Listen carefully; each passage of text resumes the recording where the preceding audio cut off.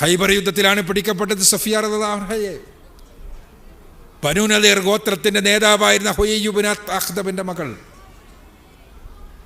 ഭർത്താവ് മരണപ്പെട്ടു. തീർച്ചയായും അവിടെയും പ്രവാചകൻ സല്ലല്ലാഹു അലൈഹി വസല്ലമക്ക് വീതിച്ച് ലഭിച്ച അടിമയായ സഫിയ റളിയല്ലാഹു അൻഹയെ റസൂലുള്ളാഹി സ്വല്ലല്ലാഹു അലൈഹി വസല്ലമ മാതൃകാപരമായി ഒരു ഗോത്ര നേതാവിൻ്റെ മകളായി ഇത്രയും കാലം ജീവിച്ച വ്യക്തി എന്നുള്ള നിലക്ക് അവരെ അടിമയായി സ്വീകരിക്കുന്നതിന് പകരം അവരെ സ്വതന്ത്രരാക്കി വിവാഹം ചെയ്യുകയാണ് ചെയ്തത്.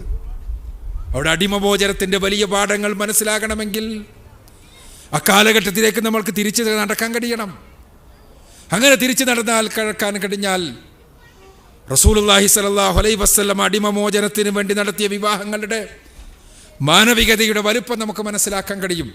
അടിമത്തം നിലനിൽക്കാത്ത, ബന്ദികൾ അടിമകളാക്കി മാറ്റുന്ന സമ്പ്രദായമില്ലാത്ത ഇക്കാലഘട്ടത്തിൽ ആ വിവാഹങ്ങളെ നോക്കിക്കൊണ്ട് വിമർശിക്കുന്നതിൽ യാതൊരു അർത്ഥവുമില്ല എന്നർത്ഥം.